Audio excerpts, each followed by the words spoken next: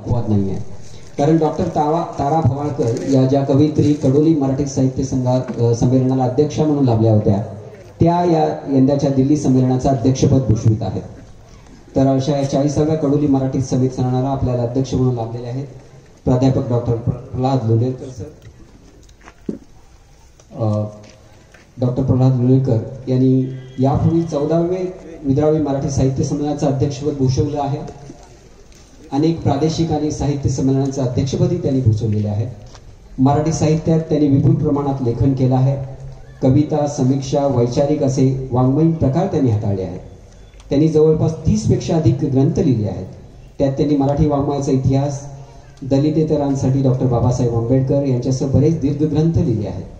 नुकतेच त्यांनी सावित्रीबाई फुले यांच्या समग्र वाङ्मयाचंही संपादन केलं आहे.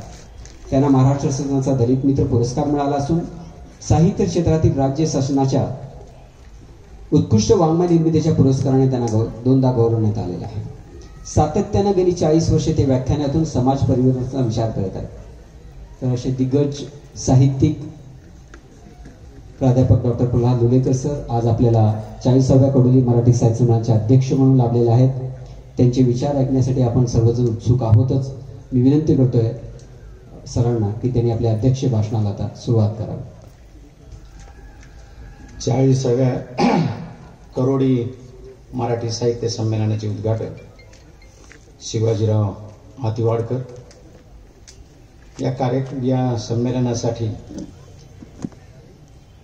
कवी संमेलनामध्ये सहभागी होणारे माझे तरुण मित्र प्राध्यापक रोहित शिंगे, पुण्याहून आलेले कवी अपूर्व राजपूत.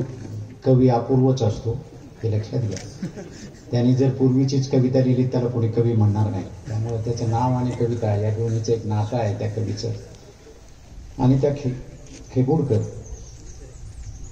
संजीव माने कथाकथनाच्या मध्ये आपली कथा सांगणारे कथाकार संजय खोचरे, मराठी साहित्य तुमच्या मंडळाचे संघाचे कडोलीचे सर्व पदाधिकारी, अध्यक्ष भरमानी डोंगरे, आजचे स्वागताध्यक्ष रणजित गिंडे, ज्यांनी वेगवेगळ्या ठिकाणी उद्घाटनं केली, ग्रंथदालनापासून ते सावित्रीबाईच्या, महात्मा ज्योतिराव फुल्यांच्या प्रतिमा पूजनापर्यंत जे होते त्या सगळ्यांचा उल्लेख केला पाहिजे. जे प्रायोजक तुम्हाला मिळाले त्या सगळ्या प्रायोजक, ते सर्व प्रायोजक आणि उपस्थित बंधू भगिनी, माझे काही मित्र या ठिकाणी मुद्दाम आलेले आहेत. ते अगोदरपासून येत आहेत. मला माहीत असतं तर मी त्यांच्याबरोबर चालू असतो. असे आमचे ज्येष्ठ मित्र प्राध्यापक आपलं सुभाष माने, ते महाराष्ट्राच्या सहकार खात्याचे डायरेक्टर राहिलेले आहेत आणि सत्तेशी भांडण घेतलेले. आताच्या सत्तेशी तुम्हाला परवडलं नसतं. आता जी महाराष्ट्राची सत्ता आहे त्यांच्याबरोबर तुम्ही हे भांडण घेऊ शकले नसते. त्यावेळेची सत्ता भांडण ऐकून घेतो ते माने साहेब. राणी चन्नम्मा विद्यापीठातील माझे मित्र प्राध्यापक, मराठीचे प्राध्यापक आहेत. मी त्यांना अगोदरच सांगितलं की मला इथून फोन आलेला आहे आणि मी त्यासाठी येतोय. तेव्हापासून ते सतत मला संपर्क करत आहेत. प्राध्यापक मुतवाली सर, माझ्या सतत संपर्कात असलेले बळवंत शहापूरकर सर आणि सर्व उपस्थित बंधू भगिनी.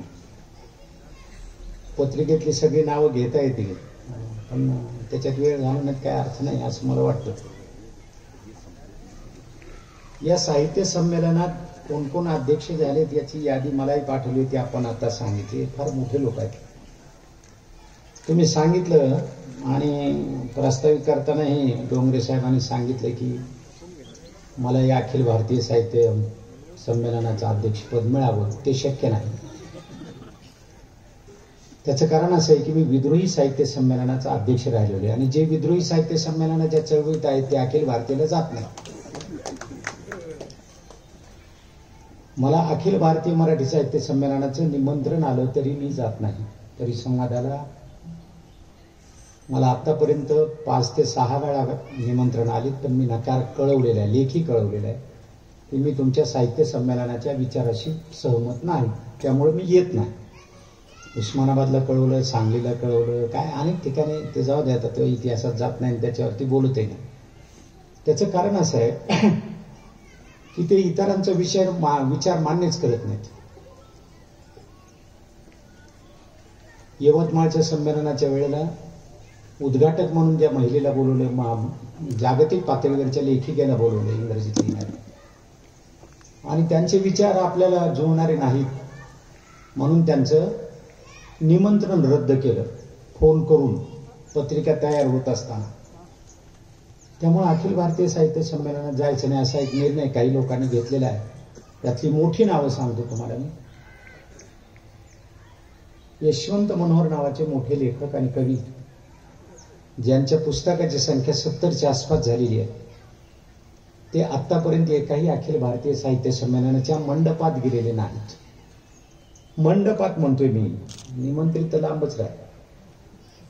माझे गुरुवर्य डॉक्टर नागनाथ कोत्तापल्ले सर इथं संमेलनाचे अध्यक्ष होते. ते जेव्हा अखिल भारतीय संमेलनाचे अध्यक्ष झाले त्यावेळेला ते मला म्हणाले, तुम्ही येणार नाही का आता? म्हणलं, मित्र संमेलनाचा अध्यक्ष झाला म्हणून येतो. ते माझे गुरुही आहेत आणि मित्रही आहेत, आणि ही मैत्री थोडी नाही, जवळपास 30-35 वर्ष आम्ही जपली होती. त्याला म्हणलं, येतो पण तुमच्या साहित्य संमेलनाच्या मंडपात येणार नाही, बाहेर दूर उभा राहून भाषण ऐकलं आणि तो मान न भेटता निघून गेला. आणि मी तिथून निघून आलो. काय कारण आहे? विद्रोही साहित्य संमेलनाची एक परंपरा, किंवा तुम्ही वेगळं साहित्य संमेलन घेताय, तेच संमेलन घ्यावं ना एकदा, बेळगावनं आणि सगळ्यांनी मिळून. बेळगाव झालेली अखिल भारतीय साहित्य संमेलन. पहिलं मराठी साहित्य संमेलन पुण्याला न्यायमूर्ती रानडेने घेतलं. तिथं जेवणाची नीट व्यवस्था झाली नाही, राहण्याची नीट व्यवस्था झाली नाही. पहिलं संमेलन होतं, लक्षात नाही आलं. मोठमोठे लेखक आले आणि त्यांची व्यवस्थाच नाही म्हणून थोडे नाराज झाले. 1 वर्ष गॅप झाला आणि पुन्हा संमेलन घेतलं दुसरं, तिथंच न्यायमूर्ती रानडेने. न्यायमूर्ती रानडे फार मोठा माणूस, मराठ्यांचा इतिहास आपल्याला माहीतच झाला नसता. रानडेने पहिल्यांदा नीट लिहून दिशा देण्याचा प्रयत्न केला, पण त्याच्या आधी त्यांच्या समोर ग्रँड डकचा आदर्श होता.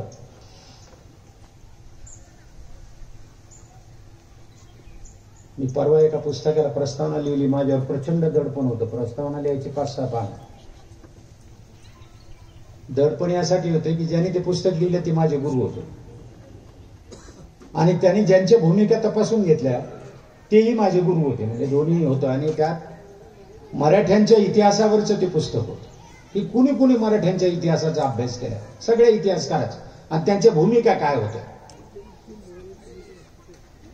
मराठ्यांचा इतिहास आपल्याला अजूनही नीट समजलेला नाही, दुर्दैव आहे. शिवाजी महाराज आणि संभाजी महाराज संपले की आपला इतिहास संपतो. ताराराणीपर्यंत येत नाही आपण, राजारामांपर्यंत येत नाही. छत्रपती राजारामांनी काय केलं याचा इतिहास आपल्याला नीट माहित नाही, आणि छत्रपती ताराराणीने जो काही लढा दिला तोही माहित नाही. संभाजीच्या पत्नीने जो लढा दिला तोही आपल्या लक्षात नसतो. तेव्हा हा सगळा इतिहास जरा नीट समजून घ्यावा लागेल. यातली सगळ्यात मोठी चूक सांगतो सुरुवातीला, मग मी माझ्या भाषणाकडे वळतो. कारण शिवाजी महाराज आपला आदर्श आहे. राजकीय पुढारी तर म्हणतात आमचं आराध्य दैवत आहे. शिवाजी महाराजांना दैवत करून टाकणं हे फार सोपं काम. बाबासाहेब आणि शिवाजी महाराजांचा कधी देव होईल याची मला भीती वाटते सध्या, कारण लोक लगेच देव करतात. त्यांना अजून नवस बोलत नाहीत. बरे की शिवाजी महाराजांना मी दररोज किंवा 1 महिना 1.25 महिना तुपाचा दिवा लागेल, माझ्या लेकराला लेकरू होऊ दे, नवस करते तुला, नवस करतो तुला, असं काही म्हणत नाही आपण. किंवा बाबासाहेबांना अजून कोणी तसे नवस बोलल्याचं ऐकवत नाही. उद्या भविष्यात होईल सांगता येत नाही. आपण इतके श्रद्धेनं वेडे झालेलो आहोत आणि तिकडे जातो. शिवाजी महाराजांचा इतिहास जर नीट समजून घ्यायचा असेल तर महाराष्ट्राचाच इतिहास डोळ्यासमोर ठेवून बिलकुल चालत नाही. ज्याने नुसत्या महाराष्ट्रापुरतं शिवाजी महाराजांचा इतिहास समजून घ्यायचा प्रयत्न केला त्याने शिवाजीला लहान केलं. छत्रपती शिवाजी महाराजच लहान होऊन जातात आणि हे आपल्या लक्षात येत नाही. आणि आपण सांगतो आमच्या अभिमानाचा आराध्य दैवत आहे. भारताच्या इतिहासाच्या परिप्रेक्ष्यामध्ये शिवाजी महाराज समजून घ्यावे लागतात. एक, आणि त्याच्या पार्श्वभूमीवर जागतिक इतिहास डोळ्यासमोर ठेवावा. आणि तेव्हा लक्षात यायला लागतं की शिवाजी महाराज हे राजे नव्हेत, शिवाजी महाराज महामानव आहेत. रयतेच्या स्वातंत्र्याचा लढा देणारा हा त्या काळातला एकमेव राजा आहे, एकमेव राजा आहे त्या काळातला. आणि नंतर स्वातंत्र्य आंदोलनापर्यंत आपल्याला वाट पाहावी लागली. ताराराणी संपल्या आणि मग आपली पडझड सुरू झाली. हा सगळा इतिहास जरा वेगळ्या पद्धतीने समजून घ्यावा लागेल. मी सांगत होतो साहित्य संमेलनाच्या संदर्भात, दुसरं संमेलन न्यायमूर्ती रानडेंनी जेव्हा घेतलं पुण्यामध्ये, त्यावेळेला त्यांनी महात्मा ज्योतिराव फुल्यांना पत्र दिले की तुम्ही संमेलनात या. आणि हे पत्र ऐतिहासिक पत्र आहे, ते उपलब्ध आहे. महात्मा फुलेचं समग्र वाङ्मय तुम्ही घेतलं की त्याच्यात ते तुम्हाला सापडेल, जसे तसे छापलेले. न्यायमूर्ती रानडे आणि महात्मा ज्योतिराव फुले मित्र आहेत, एकत्र चर्चा करतायत सामाजिक प्रश्नावर. हे गंमतीचे त्या सगळ्या जरा भूमिका आपल्याला घेताच येत नाहीत अलीकडं. दुर्दैव असं आहे की आपण राजकीय लोकांच्या दडपणाखाली एवढे आहोत की मुक्तपणे बोलतच नाहीत.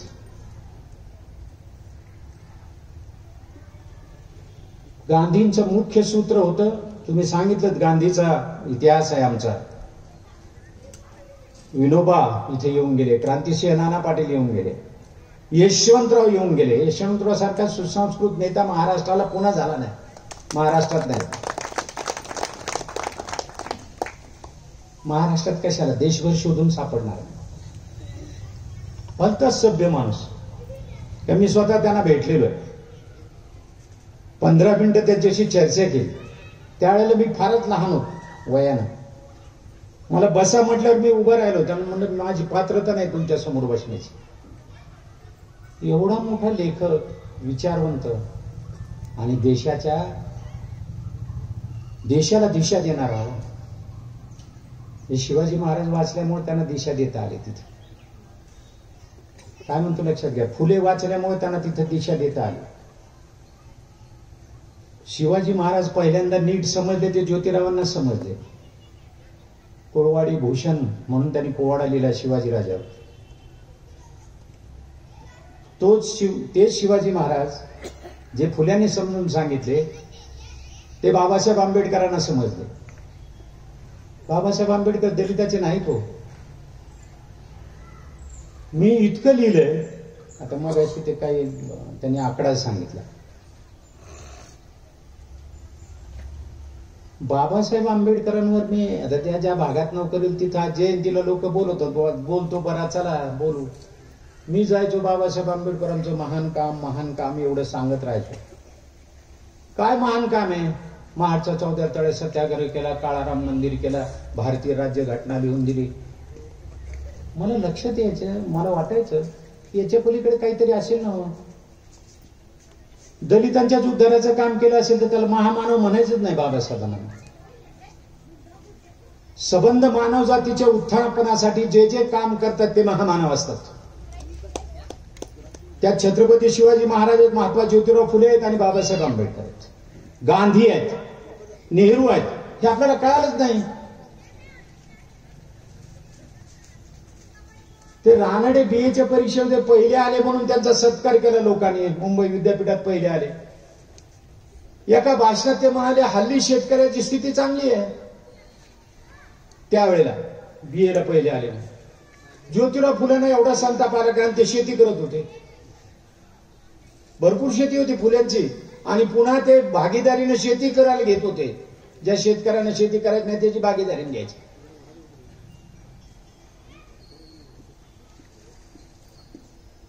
फुलेने वास्तव काय आहे शेतकऱ्याचं हे सांगितलंच पाहिजे म्हणून लिहिलं. ते खेड्यापाड्यात लोकांना वाचून दाखवलं ही शेतकऱ्याची स्थिती आहे. पटतंय का? शेतकऱ्यांच्या सभेत वाचून दाखवलं त्यांनी लिहिलेलं. त्यांच्या मित्राने 2 प्रकरणं छापली. 3ऱ्या प्रकरणाला सांगितलं मी नाही छापत माझ्या वर्तमानपत्रात. ब्रिटिश आत टाकतील मला. वर्तमानपत्र मित्र त्यांच्या चळवळीतला सहकारी शेतकऱ्यांच्या बद्दल जे लिहिले फारच स्फोटक आहे, मी नाही छापत. 1882 साली 83 साली त्यांनी शेतकऱ्याचा असूड लिहिला आणि या देशातल्या शेतकऱ्याच्या प्रश्नावर पहिल्यांदा ग्रंथाच्या रूपाने सगळ्यात समोर आलं की किती भयंकर परिस्थिती आहे. 1885 साली त्यांनी शेतकऱ्याची हल्ली स्थिती चांगली आहे याच्यावर पुन्हा लिहिलं. त्या पुस्तकाचं नाव आहे इशारा. त्यावेळेस त्यांनी सांगितलंय कलेक्टर आणि वरच्या लोकांना जे जास्तीचे पगार देतात ना ते थोडे कमी करा. लोहार, सुतार, गौंडी हे जे लोक काम करतात ना वेठबिगारीचे, आमचे सिव्हिल कॉन्ट्रॅक्टर आहेत त्यांना माहित आहे ते लोक काय मेहनत करतात. त्यांची मजुरी वाढवा, त्यांची वेठबिगारी कमी करा. ही मागणी ज्योतिरावांनी त्यावेळेला केली. 1885 साली ज्या वेळेला काँग्रेस स्थापन झाली होती.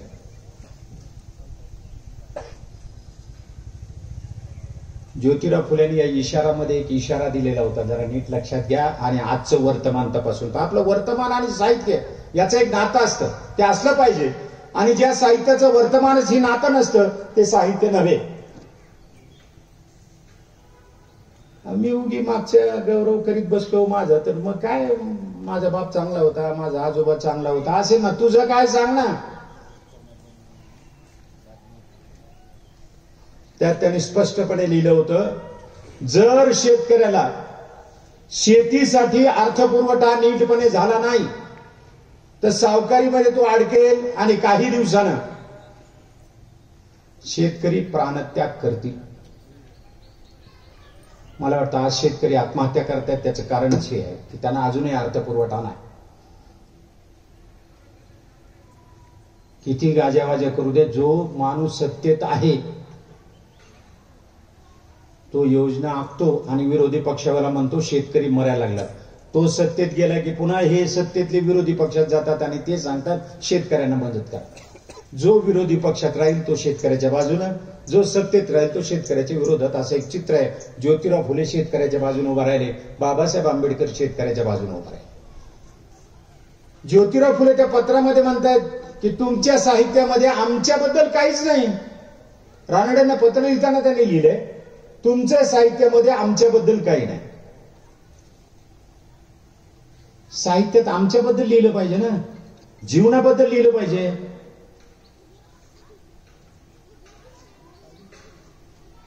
त्या तेंडुलकरांनी गिधाडे नावाचं नाटक लिहिलं. सहज आठवलंय मी, म्हणजे असं काही मुद्दे काढून वगैरे बोलत नाहीये. गिधाडे नावाचं नाटक लिहिलं. त्याच्यामध्ये एका घरामध्ये एकच बाई आहे, तरुण, मोठ्या मुलाची बायको, लहाने दोन आहेत. त्यातले एकाला तर काहीच नाही, ते आपलं वहिनी आहे एवढं गृहीत धरून चालतो. सासरा आहे विधूर. नवरा दिवसभर काम करतोय. त्या बायकोला वाटतंय ना थोडं तर फ्रेश राहावं, हसावं. आता साधं साथीदार म्हणून नवऱ्यानं हसावं, घरात जरा मोकळं राहावं असं तिला वाटणारच.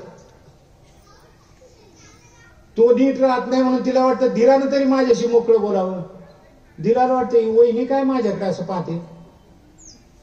सासऱ्याला वाटतं की नवरा नीट नाही तर किमान माझ्याकडे ते पाहावं सुनेनं, मी विधूर आहे ना, माझी तयारी आहे. एका बाईच्या भोवती जमा झालेल्या गिधाडांचं ही चित्र आहे. आणि आज मला वाटतं वर्तमानात स्त्रियांना मोकळं जाऊ देत नाही आपण. मी मानेसाहेब एका भाषणामध्ये सांगत होतो की अलीकडं चित्र खूप बदललंय. 4 व्हीलर मध्ये स्त्रिया जातात, स्वतः 4 व्हीलर चालवत जातात. 4 व्हीलर मध्ये जातात, त्यात विशेष काही नाही, जग बदललेच आहे. म्हणजे भारतात जग एवढं बदललंय की एका बाजूला प्रचंड दारिद्र्य आणि दुसऱ्या बाजूला प्रचंड श्रीमंती वाढते. शेतकरी आत्महत्या करतोय, मजुराला काम नाहीये, फुकटचं द्यायचं असेल तर सरकार तयार आहे पण काम द्यायला तयार नाही. अशी भयंकर स्थिती तुमच्या माझ्यासमोर. मी भाषणात सांगत होतो की मी मोठ्या महानगरात राहतो. आता त्याचं नाव छत्रपती संभाजीनगर झालंय, मूळचा औरंगाबाद. ती बाई 4 व्हीलर चालवली मला जरा बरं वाटतं. बाई स्वतः ड्रायव्हिंग करत असते. टू व्हीलरवर अलीकडचे जे टू व्हीलर आल्यात ना, मीच टू व्हीलर घेतली एक. मला कोणतीच गाडी येत नाही, तेवढी तरी येईल वाटलं म्हणून घेतली. तर ते विक्रेताच मला सांगायला लेडीजची आहे म्हणलं, मग मी नाही घेत. पण लोकांनी मला उद्या लेडीज म्हणून नाही की काय गाडी चालवल्या लेडीज. ते नाही नाही होत, तसं नाही म्हणायचं, मला सोपी आहे, तुम्हाला सहज येईल असं मला म्हणायचं. मी त्या भाषणात सांगत होतो की मला फार आनंद होतो की एखादी बाई टू व्हीलरवर चालली आहे आणि थाटात ती. त्यावेळेला मी त्या बाईकडे सतत पाहतो. ती बाई पुढे गेल्यावर मागे वळून पाहतो आणि भाषणात थोडा थांबलो. लोकांना वाटलं काय पागल आहे का, बायाकडे काय पाहतो. पुढे मी म्हणालो की मला सावित्रीच्या लेखी किती मोठ्या झाल्या त्याचा आनंद आहे. हे जग बदलत आहे, हे जग बदलणंच अपेक्षित आहे. पण ज्योतिराव फुले म्हणतायत साहित्यामध्ये हे आमचं काहीच आलेलं नाही. आता आम्ही आमचं लिहिलं पाहिजे.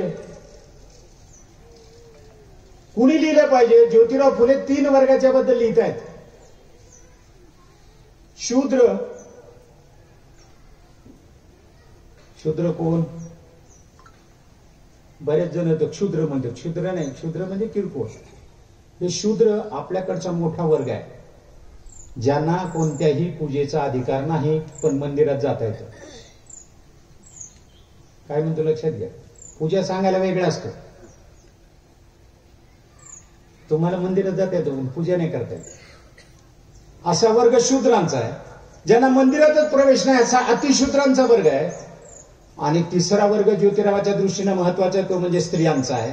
या तिन्हींच्या बद्दल ज्योतिराव बोलतायत. ते म्हणतात आता आम्ही आमचं लिहिलं पाहिजे आणि आम्ही आमचा विचार केला पाहिजे. दुसऱ्यांच्या ग्रंथावर अवलंबून राहता कामा नये, आमचे ग्रंथ आम्ही लिहिले पाहिजेत. आणि त्यावेळेला ज्योतिराव म्हणाले होते एका सभेत,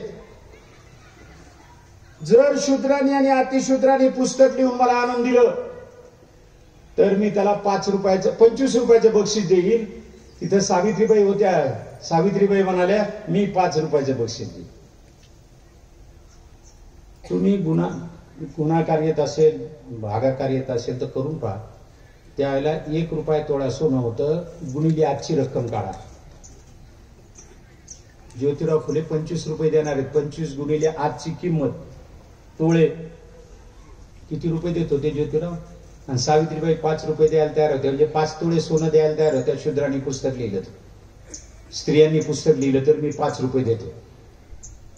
मला वाटतं आज 75चा तरी भाव असेल. 75 करायचं गुणिले 5, 3.5-4 लाख रुपये सावित्रीबाई द्यायला तयार आहे. शूद्र अतिशूद्रांचं साहित्य महत्वाचं आहे आणि हे ज्योतिरावांना अभिप्रेत आहे. 1853 साली अहो त्या बाईनं, सावित्रीबाईनं, त्या अति भारत पराक्रमी बाई आहे. सावित्रीबाईनं 17व्या-18व्या वर्षी कविता लिहायला सुरुवात केली. सावित्रीबाईनं 17व्या वर्षी शिक्षिका होण्याचा निर्णय घेतला. आमच्याकडच्या 17व्या वर्षातल्या पुरी ग्वांगरून जातात. आर्ट्सला जाऊ का, कॉमर्सला जाऊ का, सायन्सला जाऊ, या रस्त्याने जाऊ का नको, तिथं लोक उभे आहेत, ते पोरांचं टोळकं आहे, काय करील काय नाही. 2 सणसणीत द्यायचं. नव्या युगात येत आपण, हे काय त्यांच्या लक्षात येत नाही. पण सावित्रीबाईने त्या काळामध्ये कविता लिहिली आणि ती बंडखोरीची कविता लिहिली, प्रेमाची कविता लिहिली, निसर्गाची कविता लिहिली, सगळ्या स्वरूपाची कविता लिहिली. मराठी मधली बंडखोरीची पहिली कविता सावित्रीबाईंनी. एकच संदर्भ सांगतो. ज्याला वाचता येत नाही, लिहिता येत नाही, त्याला माणूस म्हणायचं का? पाहते, ज्याला लिहिता वाचता येत नाही तो माणूसच नाही. जो बाईच्या जीवावर घरात आयतं बसून खातो तो माणूस नाही. आता आजचं काय चित्र आहे भयंकर. शेती सगळी बायावर अवलंबून आहे आणि पुरुष मस्त गावभर हिंडत राहतात. ग्रामीण भागातलाच राहणारा मी आहे, मला हे चांगलं चित्र माहिती आहे. त्याच्यावर आमच्या मित्राने एक कादंबरी लिहिली शेषराव मोहिते नावाचं, असं जगणं तोलाचं. तो आमदाराला भेटायला जातो, तहसीलदाराला भेटायला जातो, माने साहेबांना भेटायला जातो. चाललो मी ते ऑफिसला काम आहे, जरा साहेबांना भेटायचं. तो घरी काही सांगत नाही कोणता साहेब आहे, तिला माहित नसतं. ती म्हणते ते शेतात पहा ना जरा काहीतरी. तो नाही उद्या जाईल ना, तू जा आज. म्हणजे तिनं घरही सांभाळायचं आणि तेही सांभाळायचं. असं एक विचित्र स्थिती तुमच्या माझ्या बाजूला आहे. माझं मी लिहिलं पाहिजे, आमचं आम्ही लिहिलं पाहिजे, आमचा आम्ही विचार केला पाहिजे. हे ज्योतिरावांनी सांगितलं कधी 1850 पासून पुढे सुरू झाले हे लिहिलं. 1950 पर्यंत त्यांना हे सांगावं लागलं. मध्यंतरी काय होतं, दोन प्रकारचं होतं. एका बाजूला ज्योतिराव लिहित होते, ज्योतिरावांच्या सोबत काम करणारे लोकही लिहित होते. मराठीवर प्रेम कसं करावं लक्षात घ्या, ते शिवबाकडूनच शिकावं, शिवाजी राजाकडूनच शिकावं. त्यांच्या काळामध्ये मराठीमध्ये 85% शब्द फारसी आणि उर्दूचे होते. शिवाजी महाराजांचे. शिवाजी महाराजांनी राज्याभिषेक कोश तयार केला आणि 100% मराठीतले शब्द वापरायला सांगितले राज्य व्यवहारामध्ये. शिवाजी महाराजांना वेळ असेल का? तुम्ही कल्पना करा ना, क्षणाला मिनिटाला त्यांना मृत्यूला सामोरं जायचे प्रसंग येत होते. त्या काळामध्ये मराठी भाषा ही मराठी राहिली पाहिजे या पद्धतीने त्यांनी प्रयत्न केले. तिथपासून आम्ही आमचं लिहिलं पाहिजे हा सूर सुरू झाला, तो आपण जरा नीट लक्षात घेतला पाहिजे.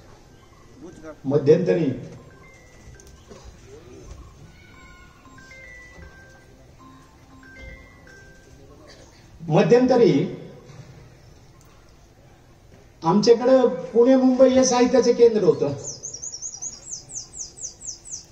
आणि पुणे मुंबई हे केंद्र असल्यामुळं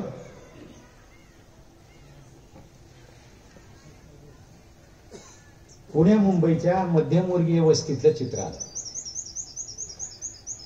आमच्या ताराबाई शिंदे नावाच्या फुलेंच्या शाळेत शिकलेल्या आहेत बाई, सावित्रीबाईच्या विद्यार्थिनी आहेत, मुक्ता साळवे आहेत, अनेक स्त्रिया त्यातून तयार झाल्या. भारतातल्या पहिल्या स्त्रियांच्या बाजूने लढणाऱ्या सावित्रीबाई, लिहिणाऱ्या सावित्रीबाई, त्याच्यानंतर लिहिणारी मुक्ता साळवे, त्याच्यानंतर लिहिणाऱ्या ताराबाई शिंदे. ताराबाई शिंदेने एक साधा प्रश्न विचारला मध्यमवर्गीयाने, आपण हे सगळं वाचलं नाही की मग बाकीचा समाज शूद्र अतिशूद्र स्त्रिया जाग्या होती, पण ते कोण ते सांगतच नाही. आपण त्या म्हणतायत स्त्री पुरुष तुलना नावाचा मोठा ग्रंथ आहे, 40 पानाचा ग्रंथ, 40 पानाचाच आहे, पण त्या बाईने इतका विचारपूर्वक लिहिलाय. त्या बाईचा फोटोही उपलब्ध नव्हता, आता फोटो तयार झालाय. तयार झाला म्हणजे त्यांना एक जणांनी सांगितलं की त्या ताराबाई त्यांचे भाऊ सारखेच होते दिसायला, सेम कॉपी, फक्त याला मिशा होते आणि त्या बाईला मिशा नव्हते, एवढंच. फोटो मधल्या त्यांच्या भावाच्या मिशा काढून टाकल्या आणि बाईचा फोटो तयार झाला. मराठीचं फार महत्वाचं काम आहे. काय झालं, त्या बाईने असं म्हटलंय, ब्रिटिशांच्या राजवटीत त्या होत्या बुलढाण्याला. ब्रिटिशांची जिथं जिथं राजवटी तिथं लोकांना नोकऱ्या मिळाल्या जात पात न पाहता. आजच्या सारखं थोडंच आहे की जातीच्या आधारावर नोकऱ्या मिळतील.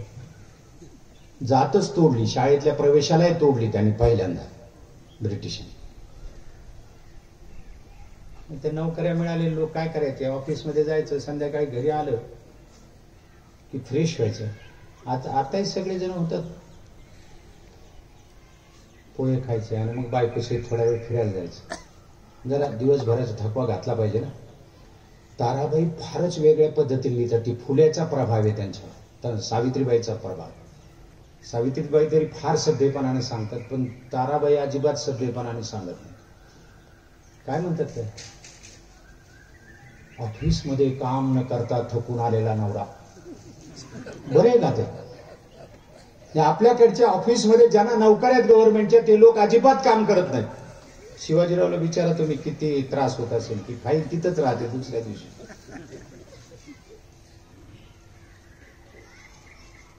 ऑफिसमध्ये काम न करता थकून आलेला नवरा फ्रेश होतो आणि बायको छान पोहे करते, त्याच्यासाठी चहा करते, वर खोबऱ्याचं किस टाकते वगैरे. ही वर्णनं आमच्या साहित्याची. ताराबाई सांगतायत, फिरायला गेल्यावर वागणं कसं, नोकरी तो ना साहेब झालाय, तो शिपाई असला तरी साहेब होतो. तहसीलदाराच्या दारातला शिपाई जो आहे ना तो साहेब असतो, तहसीलदाराचा बॉस असतो. तो नाही, थांबा साहेब कामात येईल, हेच सांगतो कामात, आणि ते रिकाम्या गप्पा मारीत बसले असतात. म्हणजे मी अनेक वेळा अनुभव घेतला. मी 15 वर्ष आंबडले हेच उद्योग केले, या अधिकाऱ्याकडे जा, त्या अधिकाऱ्याकडे जा, लोकांची कामं करून घे वगैरे. ताराबाई म्हणतात की ते नवरा बायको जेव्हा फिरायला जातात तेव्हा बाजून जर आपल्या बायकोपेक्षा सुंदर बाई जात असेल तर हा नवरा नीट निरीक्षण करतो. बायको सोबत असताना हो गंमतच आहे सगळी. तिला भीत नाही तो, सरळ त्या बाईकडे पाहतो. बाई पुढे गेल्यावर मागे वळून वळून पाहतो. ती बाई तिकडे मागे गेली तरी हा वळतो मागे. ताराबाईंचं म्हणणं असं आहे, याच्या उलट घडलं तर काय होईल?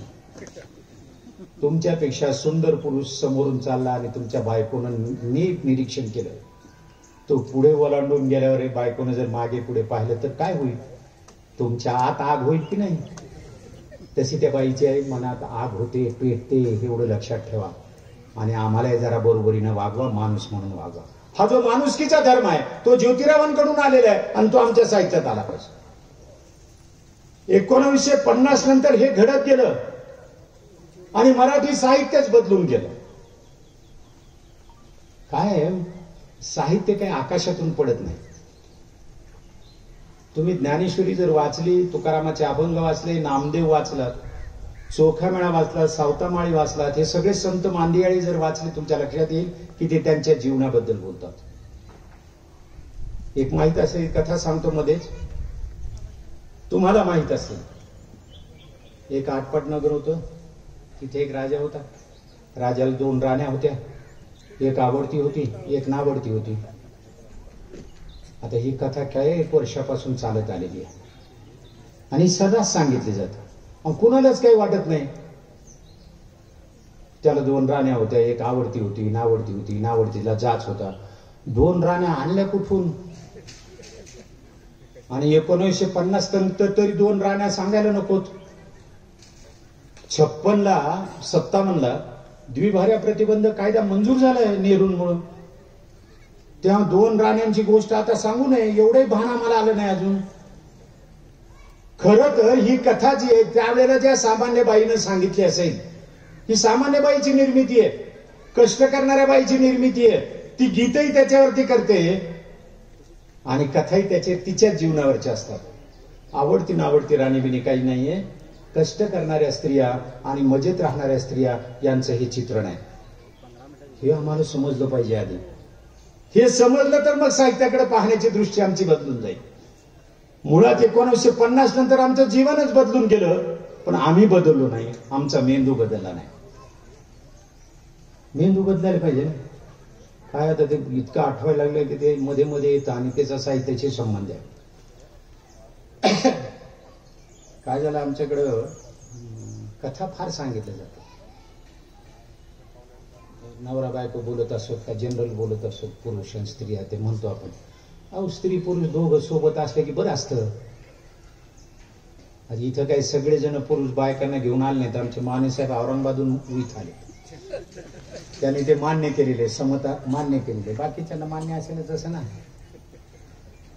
जे जे आले त्यांना धन्यवाद दिले पाहिजे किंवा त्यांनी बरं झालं ते मान्य केलंय. कदाचित स्त्रियांनाच वाटलं असेल की संमेलनाला जावं म्हणून त्यांनी सांगितलं असेल मीही येणार आहे. असंही असू शकतं. साहित्य. स्त्री आणि पुरुष एका रथाचे 2 चाक आहेत. खरंच का? माझा प्रश्न आहे. मी आयुष्यात रथ पाहिला नाही, त्याचे घोडे पाहिले नाही आणि एका रथाचे 2 चाक आहेत. हो, बरोबर आहे.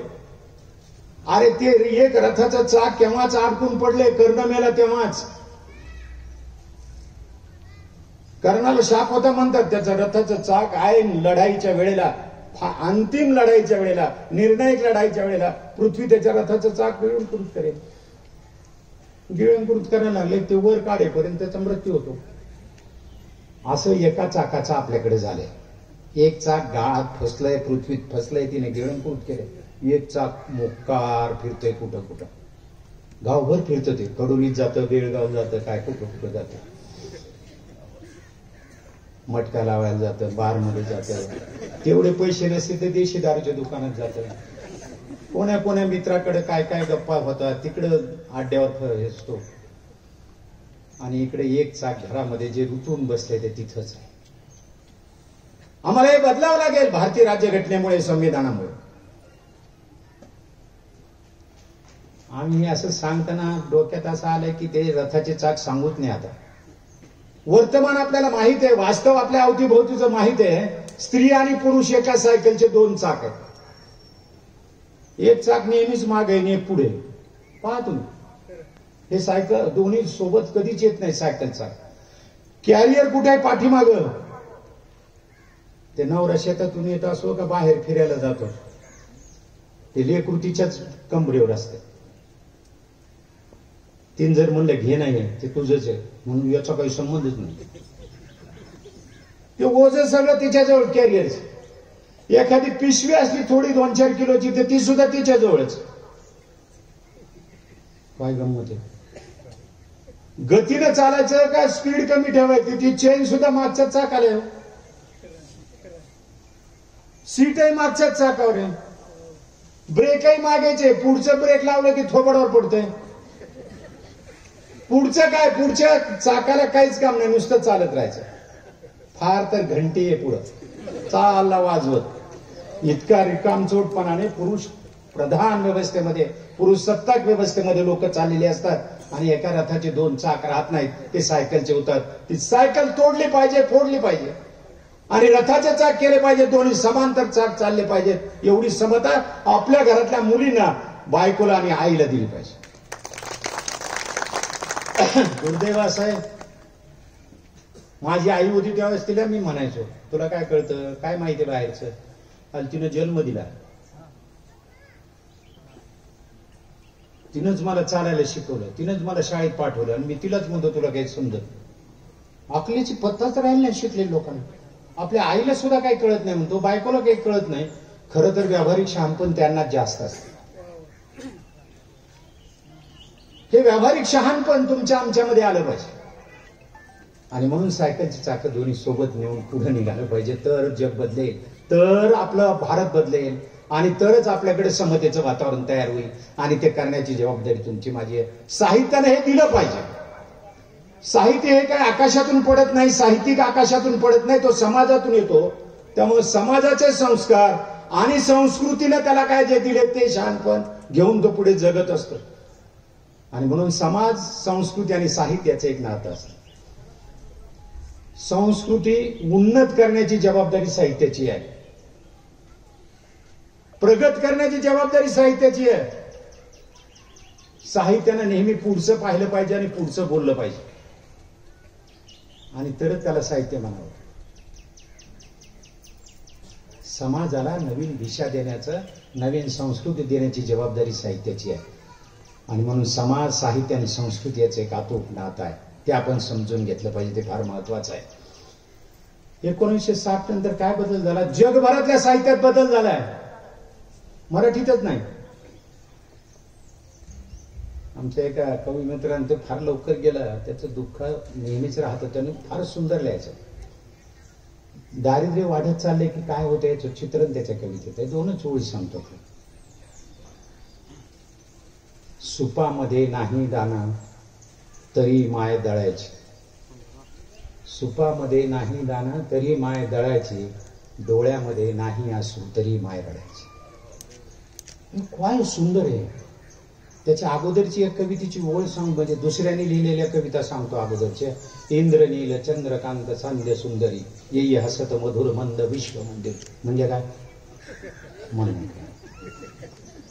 नारायण सुर्वेने जेव्हा आमच्या मनाची कविता लिहिली, आमच्या जगण्याची कविता लिहिली, शिरवाडकरांनी जेव्हा आपली कवितेचा पोतच बदलून टाकला, तेव्हा मग आपल्याला कळायला लागले कविता अशी असते. त्या स्वातंत्र्य आंदोलनाच्या काळात गांधी जेव्हा रस्त्यावर फिरत होता ना, तेव्हा हजारो महिला आणि हजारो पुरुष त्यांच्या पाठीमागे उभा राहिले. 42च्या आंदोलनामध्ये 10 लाख लोक अटकेत होते. म्हणजे रस्त्यावर किती असतील अंदाज करा तुम्ही. काय ताकद असेल त्या माणसाची. आता गांधी समजून घ्यायला कॉम्प्युटरचा उपयोग करायला गेला. आपल्याला नाही समजणार गांधी. नुसत्या हाडाचा फासळा असलेला माणूस कोट्यावधी लोकांचं जहाज समुद्र किनाऱ्याला आणून पाहत होता. फासाळ्यांना ते जहाज लावून ओढत होता. काय ताकद असेल त्याची. त्यामुळे तो महामानव आहे. त्या महामानवाला नीट त्या शिरवाडकरांनी एक लेख लिहिला. ज्ञानपीठ विजेता माणूस आहे आणि खूपच मोठा माणूस आहे. ते याच्या काळाराम मंदिराच्या प्रवेशाच्या चळवळीत तरुण असताना ते बाबासाहेब आंबेडकरांबरोबर होते. हे बऱ्याच जणांना माहित नसतं. दलितांनीच त्या काळाराम मंदिरात प्रवेश केला. शिरवाडकर होते ना त्याच्यात. शिरवाडकरांना ज्ञानपीठ मिळालं. नाशिककरांनी हात जोडून विनंती केली त्यांना प्रमुखाने की तुमचा सत्कार करायचा आहे आम्हाला. कुणाच्या हस्ते करायचा. आधी तर ते नाही म्हणत होते, नंतर हो म्हणाले. कुणाच्या हस्ते करायचा. ते म्हणाले शांताबाई दानींच्या हस्ते करा. महापौर नको, मंत्री नको. त्यावेळेच्या मुख्यमंत्र्याला बोलवायला लोक तयार होते. मुख्यमंत्री यायला तयार होते. ते मुख्यमंत्री अजूनही आहेत. 84 वर्षाचं वय सुरू झालंय त्यांचं.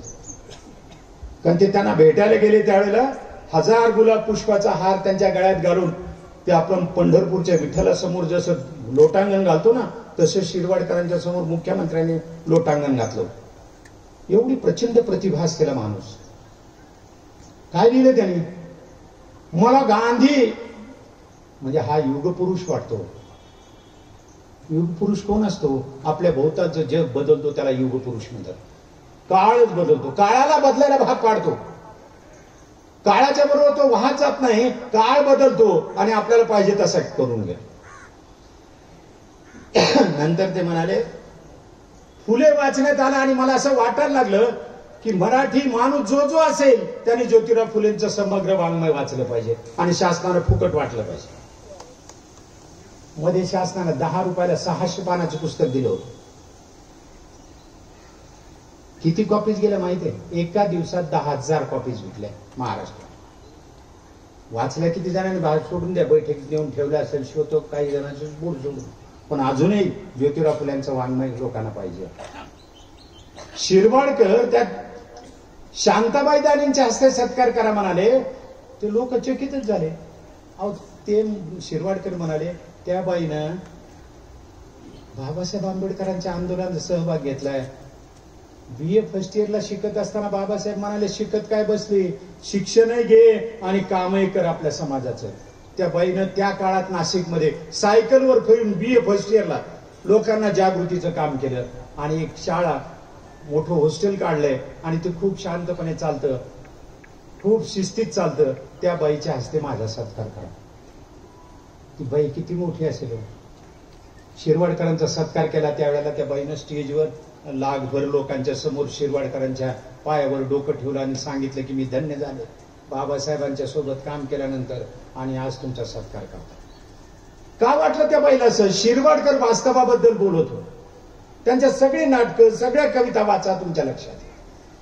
स्वातंत्र्य आंदोलनामध्ये गांधीच्या सोबत लढणाऱ्या लोकांच्या मध्ये काय प्रेम नव्हतं का. दलित कवी प्रेम करत नाहीत का. ते भांडतात नेहमी कवितेतून संघर्ष मांडतात.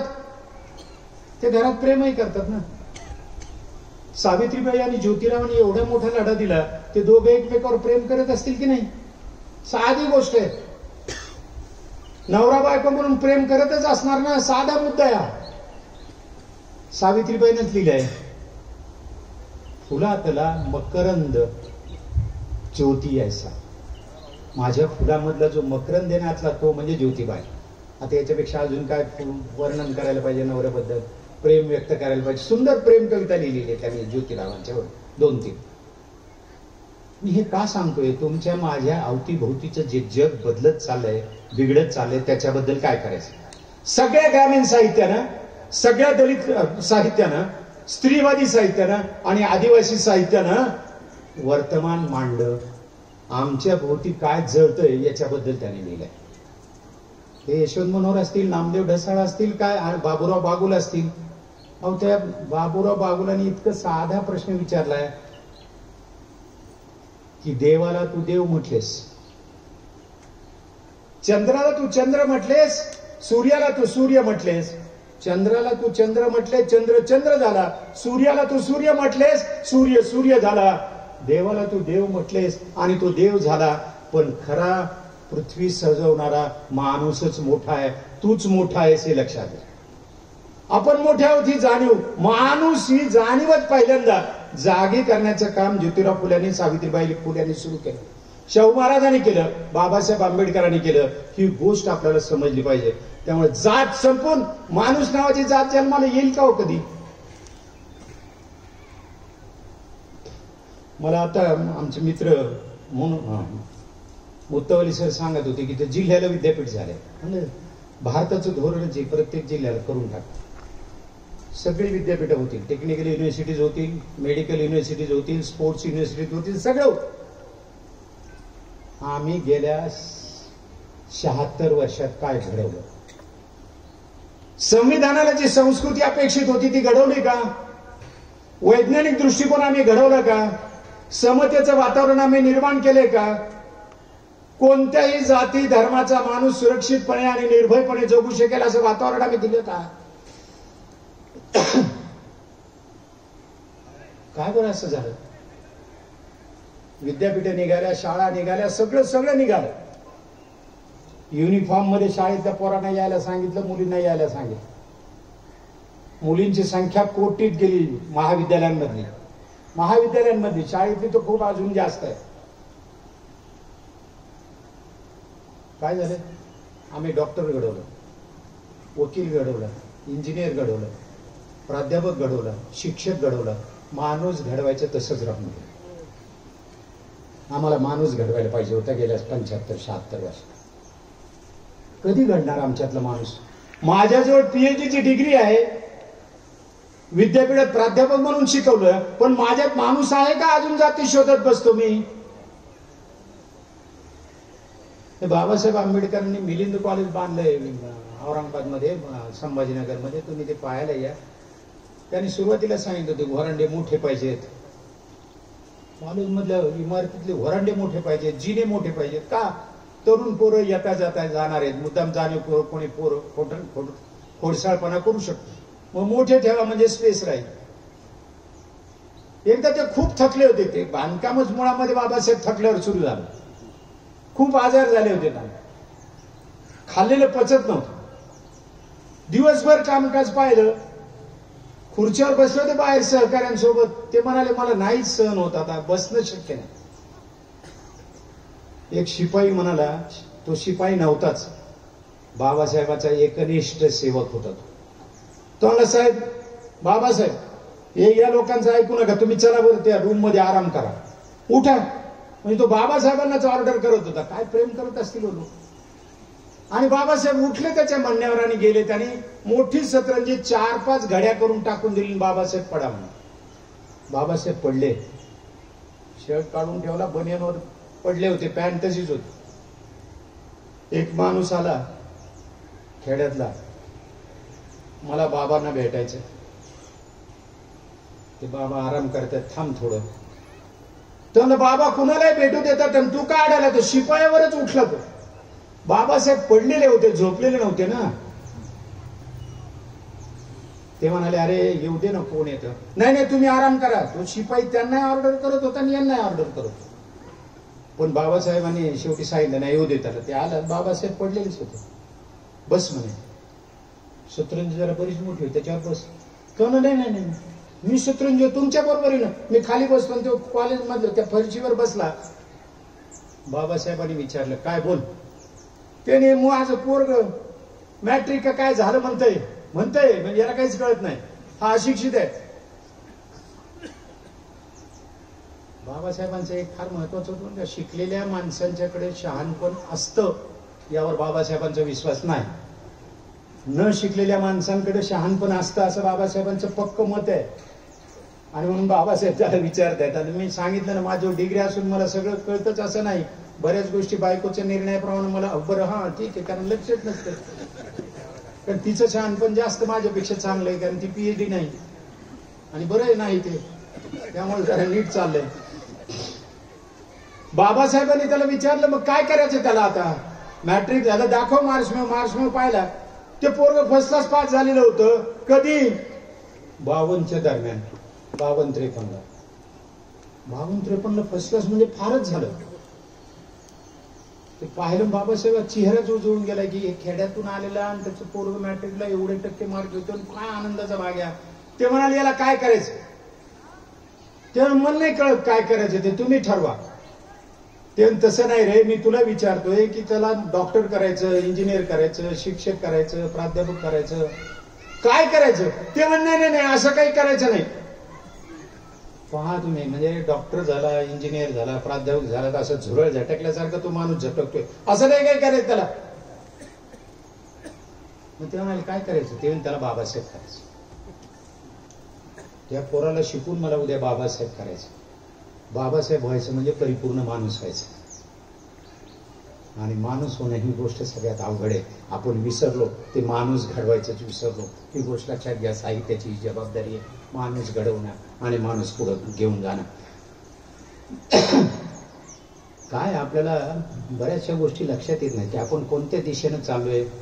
बरेचदा आता माझ्यासारख्या वयातली लोक, माझ्यापेक्षा नंतरच्या पिढीतले 60तले लोक सुद्धा, पोरग ऐकत नाही हो, काय करावं, हताश होतं. आणि ते पोरग घरात आले की नाही काय काय केलं बाळा, नाही छान छान छान, काही बनवू शकत नाही. आई आणि वडील पोरांना बोलू शकत नाहीत.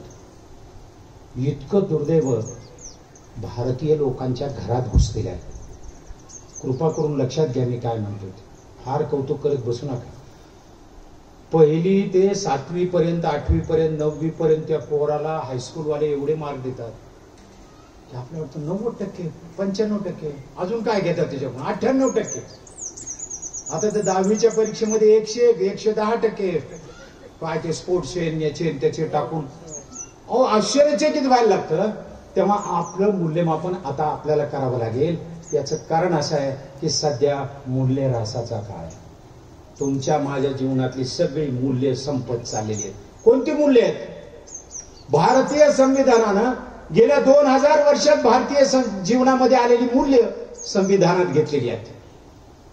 गौतम बुद्धापासून आलेली मूल्य, चार्वाकापासून आलेली मूल्य, बृहस्पतीनं सांगितलेली मूल्य.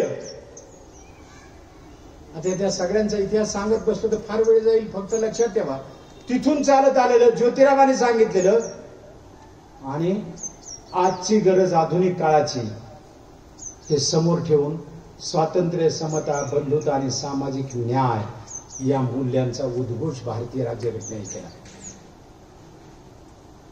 आम्ही काय केलं? बाबासाहेबांना त्या भारतीय संविधानाचं शिल्पकार म्हणजे तेवढेच काम केलं त्यांनी. दुसरं, दलितांचे काय वरील, दलितांचे नेते, दलितांचे पुढारी, संपलं. बाबासाहेबांनी शेतकऱ्यांसाठी केलेले लढे जरा समजून घ्या. आयुष्यातला खूप मोठा भाग त्यांनी शेतकऱ्यांच्यासाठी दिला आणि त्यासाठी मैदानात होते.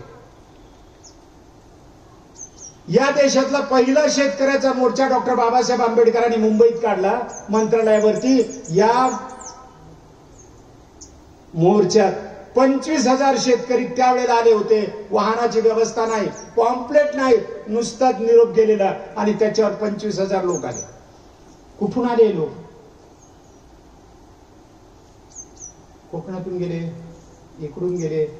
ते त्यांच्या भाषणात उल्लेख आहे कुठून कुठून लोक आले. आणि मुंबईतले व्यापारी आणि मुंबईतले सगळे लोक रस्त्यावर येऊन पाहत होते, दुतर्फा उभा राहून. 25,000 लोक आले कुठून हे. आणि सगळ्यात समोर नारायण नागू पाटील, जाधव, डॉक्टर बाबासाहेब आंबेडकर हे चालले होते आणि पाठीमागून ते लोक येत आणि घोषणा देत होते. घोषणा काय होते? आमचे प्रश्न सुटले पाहिजेत, शेतीमालाला भाव मिळाले पाहिजेत, योग्य भाव मिळाले पाहिजेत. ही मागणी ज्योतिरावांनी केली, बाबासाहेबांनी केली. आजही तीच मागणी आपण करतो आहोत. किती सरकार झाली मोजत बसा. बाबासाहेबांनी शेतकऱ्यासाठी लढा दिला. विजेचा प्रश्न बाबासाहेब आंबेडकरांनी आधी मार्गी लावला. ते पहिले ऊर्जा मंत्री देशाचे आणि त्यांनी स्पष्ट लिहिलंय, आधी शेतात वीज द्या, मग घरात वीज द्या. पाटबंधारे खात्याचा जेवढा अभ्यास बाबासाहेबांनी केला आणि त्याचे नियोजन करून ठेवलं तेवढं त्यानंतर कुणीही केलेलं नाही. ते तसेच नियोजन पडलेलं आहे. सुखदेव थोरातांनी त्याच्यावर पुस्तक लिहिलं, अभ्यास करून संशोधन करून कोणकोणते प्रकल्प केले तर काय होईल आणि नदीजोड प्रकल्प करण्याची कल्पना बाबासाहेबांची होती. नेहरूची चर्चा झाली.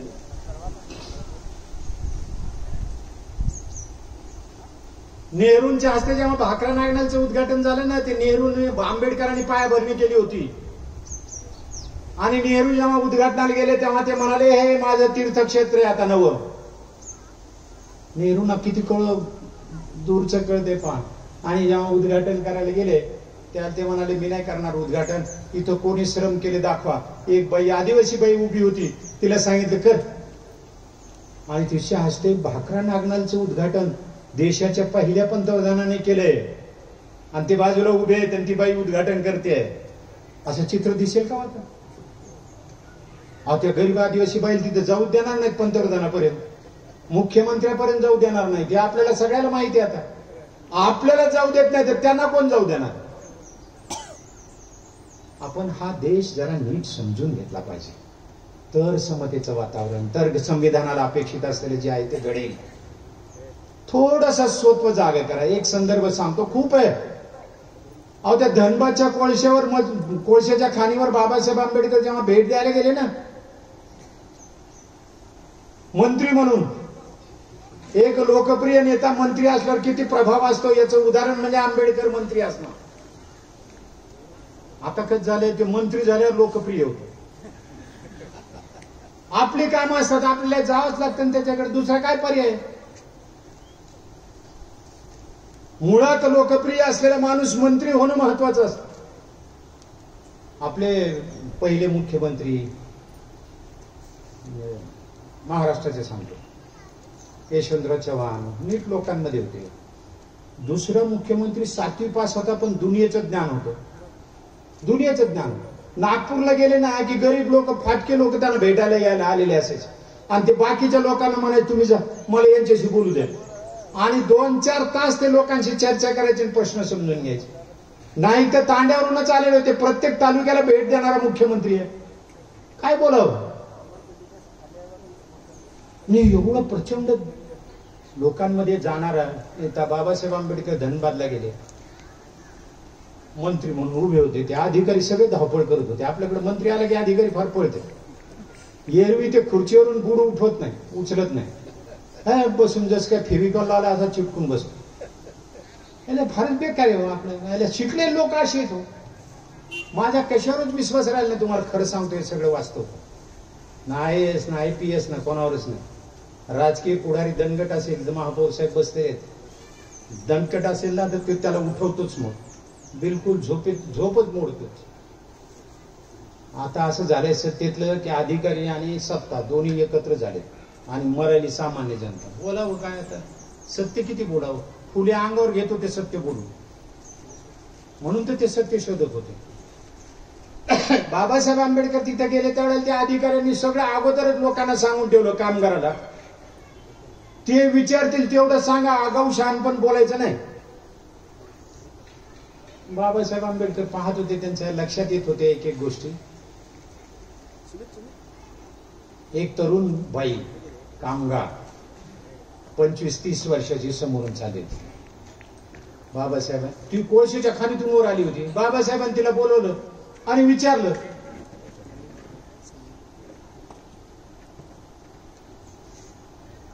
तू गरोदर दिसतेस? अरे हो. आणि तू कोळशाच्या खाणीतून वर आलीस? ते म्हणाले हो. गरोदर असताना आत कशाला गेली? ते म्हणाले पोट जाळावं लागतं ना, खायला काय मिळणार काम नाही केलं तर. किती महिन्याची गरोदर आहेस? ती म्हणजे 7.5 महिने झाले. जा म्हण, तू तुझं काम कर. ते बाबासाहेबांना भीमाई म्हणतात का? आई ही वेगळीच असते, तिला सगळ्यांचं दुखणं कळतं. आईलाच कळतं, बापाला नाही कळत. हे लोक, आणि बापाला कळतं तू बोलून दाखवतो. म्हणजे बाप काय निर्दयीचा असतो असं काही माझं मत नाहीये. बाबासाहेब असं पाहत होते आणि ती बाईला म्हणे, जा जा तुझं तुझं काम कर. तेवढ्या तरी एक प्रौढ बाई 50च्या आसपासची समोरून चालली, तिला बोलवलं, किती वर्षापासून काम करतेस तू? त्या बाईने सांगितलं 20 वर्षे 25 वर्षापासून काम करते, पगार किती मिळतो? कोणाला काय प्रश्न विचारायचं हे कळायला पाहिजे ना, अक्कल लागते. ते बाबासाहेबांजवळ होतं ना शहाणपण. बाबासाहेब म्हणाले पगार किती मिळतो, तिनं पगार सांगून टाकला. बाबासाहेबांनी पुढचा प्रश्न विचारला, तो तिला अपेक्षित नव्हता आणि ते सोबत अधिकारी होते त्यांना अपेक्षित नव्हतं. ते म्हणाले तुझा पगार, त्या बाईचा पगार आणि पुरुषाचा पगार सारखा आहे का?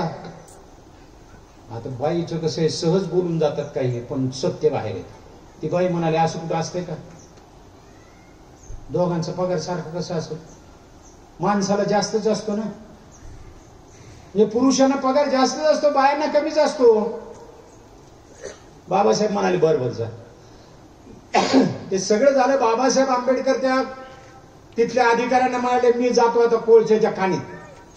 ते सगळे अधिकारी म्हणाले बिलकुल नाही, तुम्हाला जाता येणार नाही, कारण कोळशाच्या खाणीमध्ये 500-600 फूट जावं लागतं आणि जसं तुम्ही खोल जाल तसा श्वास बंद होतो. आणि श्वास बंद होऊन आंबेडकरांचं काही बरं वाईट झालं तर लोक याला जिवंत ठेवणार नाही हे त्याला माहित होतं. मी लोकप्रियता त्यासाठी सांगितली होती. बाबासाहेबांनी ऐकलं नाही, बाबासाहेब आत उतरले. जसं ते खाली जात होत तसं ऑक्सिजन कमी होत होत आणि आतून वर आल्यावर त्यांनी सांगितलं हे सगळ्यांचंच होतं का, मला त्रास होत होता? ते म्हणाले हे सगळ्याच होतंय. मग ती गरोदर बाई जेव्हा आत गेली तेव्हा तिचंही असंच झालं असणार. तो म्हणाला हो. मग तिला जर ऑक्सिजन कमी मिळाला तर तिच्या पोटातल्या बाळाला ऑक्सिजन मिळेल का? आणि तो मिळाला नाही आणि ते बाळ उद्या जन्मताच मेलं, अपंग जन्माला आलं, जबाबदार कोण? संतप्त होऊन बाबासाहेब विचारत होते. हे माऊलीचं लक्षण आहे, हे भीमाईचं लक्षण आहे. आणि त्यांनी फाईल मागवली आणि फाईलवर लिहून टाकलं स्त्री आणि पुरुष कामगारांचे पगार सारखे असतील. नंबर 1. काय कमाल आहे. एका झटक्यात या देशातल्या स्त्री आणि पुरुषांना समान पगार असला पाहिजे हे सूत्र मान्य करायला लावलं. 2. 7.5 महिन्याची बाई गरोदर असेल तर तिला घरी आराम मिळेल, पगारी रजा मिळेल आणि पगार घरी नेऊन देण्याची जबाबदारी व्यवस्थापनाची असेल. त्याला बँका फिका नव्हत्या म्हणून त्यांनी सांगितले की घरी पगार नेऊन द्यायचा. कधी 1.5 महिना बाकी असताना, 6 आठवडे बाकी असताना रजा द्यायची. बाळणपणाच्या नंतर 10 आठवड्याची रजा द्यायची आहे आणि तोही पगार घरी नेऊन द्यायचा आहे. 16 आठवड्याचा पगार बाबासाहेब आंबेडकरांनी रजा मान्य केली आणि पगारही मान्य केला. आणि जमाती बाई काय काय माणसं असतात एक एक. ज्योतिराव फुले बाबासाहेब आंबेडकरांना इतिहास विसरू शकत नाही. तुम्हाला नोंदी घ्याव्याच लागणार. तुम्ही शिकलेल्या लोकांनी, मी शिकलेल्या लोकांनी किती दुर्लक्ष केलं तरी हे महापुरुष म्हणजे फारच मोठे आहेत आणि हे माणसं आहेत. काय म्हणाले बाबासाहेब? तिची जेव्हा रजा संपून कामावर येईल तेव्हा त्या लेकराला सांभाळण्यासाठी वयस्कर बाई ठेवा आणि दिवसभरातून 6 ते 8 वेळा त्या मुलाची आणि त्या आईची भेट झाली पाहिजे. आजच्या पाळणा घराची कल्पना आता आली, पण त्यावेळी बाबासाहेब सांगतायत की त्याला पाजण्याची गरज असेल त्यावेळेस तिला मोकळं करा. मागे कामाचा तगादा लावू नका, ते बाळ कुपोषणानं मरेल. माऊलीचं भीमाईचं हे दर्शन आहे, बाबासाहेब आंबेडकरांच्या मानवतेचं हे दर्शन आहे. आणि नुसतं फाईलवर लिहिलं नाही, दिल्लीला गेल्या वटहुकूम काढला आणि ते सगळ्या देशभर काम करायला लागले. बाबासाहेबांचं हे जे उत्तुंग व्यक्तिमत्व आहे हे फारच महत्वाचं आहे. तुम्ही घटनेतला एक एक कलम वाचा, आर्टिकल 15 वाचा, नुसता तुमच्या लक्षात येईल. कुठल्या आधारावर भेदभाव करता येणार नाही, जातीभेद करता येणार नाही, लिंग भेद करता येणार नाही, स्त्री पुरुषाचा भेद करता येणार नाही. ज्योतिराव फुले सांगतायत स्त्री आणि पुरुष दोघंही परिपूर्ण माणूस आहेत, परिपूर्ण माणूस आहेत. तुम्ही शिकलेल्या बायांना विचारा, सहज घरी जायचं आणि वाजवायचं. ती बाई सरळ सांगते माणसं घरात नाहीत आणि तू का जनावर आहे का? त्या बाईने विचारलं पाहिजे. नाही मी बाई माणूस आहे. बाई माणूस नाही, माणूसच आहे. बाई सुद्धा माणूसच आहे. उगा आपले नवरे सांगते. असं मित्रांमध्ये गेले की बायको सोबत ही आमची अर्धांगिनी बरं का, एखाद्या बायकोची मैत्रीण भेटल्यावर तिनं सांगावं हे आमचं अर्धांगे बर काय. अरे बरोबरीच आहे, ती माणूस आहे तुम्ही माणूस आहात, परिपूर्ण माणूस आहात. हे ज्योतिरावांचं आणि भारतीय राज्यघटनेचं गृहीत आहे. 15 आर्टिकल त्यासाठीच आहे. आणि साहित्यानं 60च्या नंतर जो बदल घेतलाय जगभर तो हाच आहे. निग्रो लोकांचं साहित्य याचीच मागणी करतं आणि आपल्याकडचं दलित साहित्य, ग्रामीण साहित्य, स्त्रीवादी साहित्य, आदिवासी साहित्य, मुस्लिम मराठी साहित्य, ख्रिश्चन साहित्य, ख्रिश्चन मराठी साहित्य, या सगळ्याची मागणी एकच आहे की आम्ही सारखे आहोत, समान आहोत आणि माणूस आहोत. त्या घटनेच्या मूल्याप्रमाणे जितका ज्यांचा जास्त त्रास झालाय, शोषण झालंय, ते लोक घटनेच्या मूल्याप्रमाणे साहित्य निर्मिती करतात आणि साहित्यानं ते घडवलंच पाहिजे. खूप मोठ्या लेखकांची उदाहरणं देता येतील, पण आम्ही त्या मूल्याप्रमाणे वागत नाही. इथल्याच एका मोठ्या लेखकाचा एका कथेतला छोटासा संदर्भ सांगतो म्हणजे आपला मूल्यह्रास किती झालाय ते लक्षात येईल. धारवाडला प्राध्यापक होते जी.ए. कुलकर्णी, मोठे लेखक आहेत. त्यांचं प्रवासी नावाची कथा आहे. अनेक कथांचं एक शृंखला आहे. जवळजवळ 60-70 पानाची एकच कथा आहे. मूळ त्या कथासंग्रहाचं नाव रमल पुन्हा आणि त्याच्या 2 कथा आहेत. त्यातली ही प्रवासी नावाची कथा आहे. एक प्रेत जळतंय, त्याच्या बाजूला एक माणूस गुडघ्यामध्ये डोकं मानून घालून बसलेला आहे. तिसरा माणूस, एक प्रवासी तिथे येतो आणि त्याला सांगतो, काय ते म्हणे माझ्या बायकोचं प्रेत जळतंय, खूपच वाईट झालं, बायको गेली याची. पण तू खूपच थकलेला दिसतोय. मी थकलोच आहे, पण तू जास्त थकलेला दिसतोय बायको गेल्यामुळे. तो हो, सकाळी गेली होती, संध्याकाळी अंत्यविधी झाला, दिवसभर काहीच खाल्लं नाही. फारच सौजन्य दाखवले त्याने, दिवसभर जेवला नाही. आपल्याकडं फुलेने असं म्हटलंय की 10 दिवस सुद्धा थांबत नाहीत बायको मेल्यावर, लगेच दुसऱ्या पाहायची तयारी असते. काय भयंकर हे, लक्षात घ्या.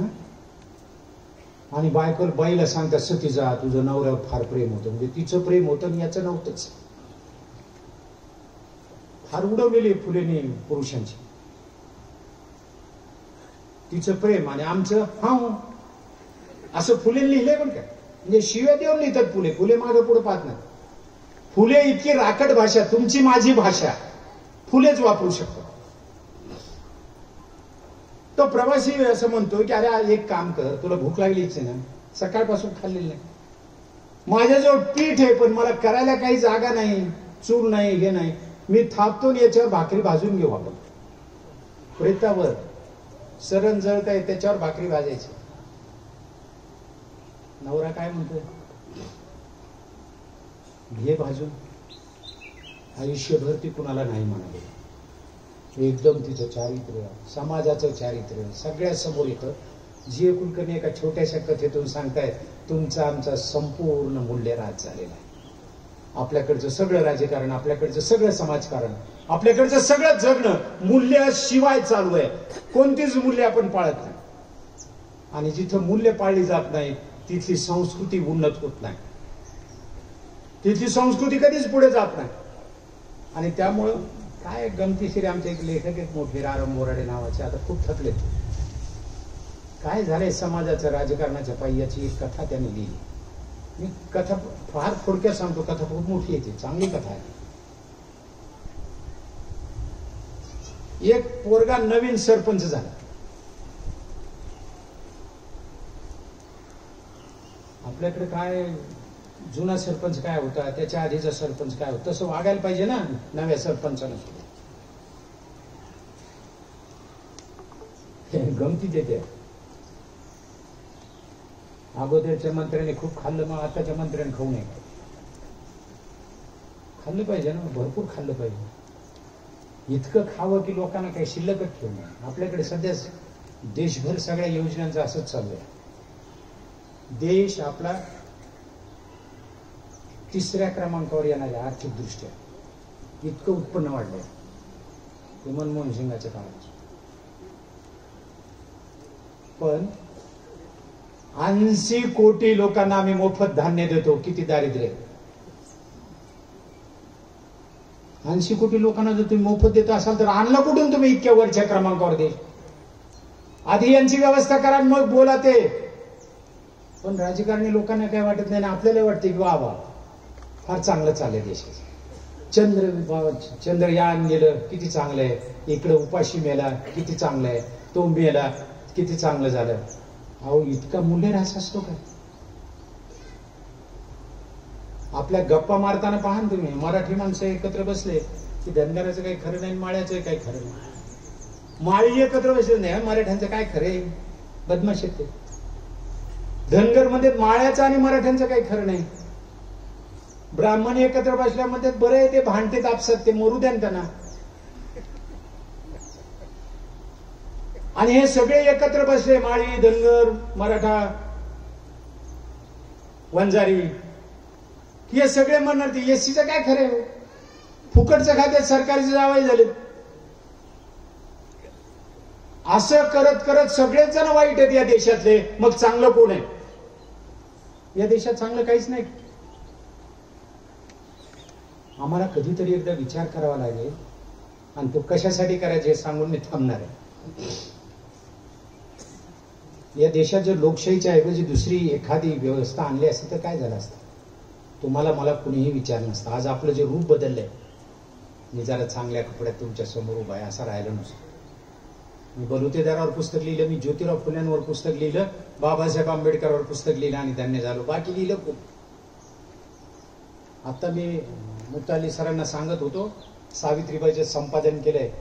3 महिने लागले संपादनाला. 65 पानाची प्रस्तावना लिहिली. बाईचं कर्तृत्व किती मोठं आहे. साहित्यातलं कर्तृत्व आणि सामाजिक कर्तृत्व. ही बाई फारच मोठी लढाई करणारी बाई आहे. साधं नाही आहे हे काम. सगळ्या समाज विरोधात उभा आहे आणि आपल्याला लढायचं आहे. आपल्या इथे तर शेजाऱ्याबरोबर भांडण जमत नाही आपल्याला. नको बाबा कशाला अंगावर घ्या, काही करील सैफ अली सारखं मारेल आपल्याला. घ्या काय हो, आपण भीत राहतो. या देशाची बांधणी करतानाच एकच उदाहरण सांगतो, खूप आहेत उदाहरणं अशी. ही माणसं इतकी मोठी होती ना देश बांधताना, आपण कल्पनाच नाही करू शकत. आपल्या जवळ कल्पनाच नाही तितक्या तर कधी पाहणार. आपल्या साहित्यामध्ये सुद्धा तेवढं सगळं व्यापून टाकेल असं काही राहिलेलं नाही. ज्या समाजाचा मूल्यह्रास होतो, ज्याची संस्कृती उन्नत होणं थांबतं, प्रगत होणं थांबतं, इथं नव्या कल्पनांना जन्म येत नाही. आणि अगोदर काय झालं तो इतिहास आहे नीट समजत. मी डॉक्टर बाबासाहेब आंबेडकर मराठवाडा विद्यापीठामध्ये मराठी विभाग प्रमुख होतो. आणि तिथं फार मोठी परंपरा आहे. डॉक्टर विम पठाण, त्याच्या आधी वाल कुलकर्णी, सुधीर, फारच मोठी परंपरा. त्याच्यानंतर मी झालो. मला दडपल्यासारखं होत होतं. पण माझ्या लक्षात आले की आपल्या आधी 1-2 झाले ते आपल्यापेक्षा काही विशेष नव्हते. आपण व्हायला हरकत नाही. एक पीएचडीचा व्हावा. पीएचडीचं मौखिक परीक्षा घेताना विभाग प्रमुख अध्यक्ष असतो. मी अध्यक्ष होतो. प्राध्यापकाला पीएचडी द्यायची आता. आणि तो काय म्हणत होता, 25 वर्षाचा अनुभव आहे. काय संस्कृतीच बुडाली म्हणाला की काय अलीकडे मुली पॅन्टवर येतात, टी शर्ट घालतात, लग्न झालेल्या स्त्रिया ते पंजाबी घालतात, असं तो काहीतरी बोलत होता. Stop it.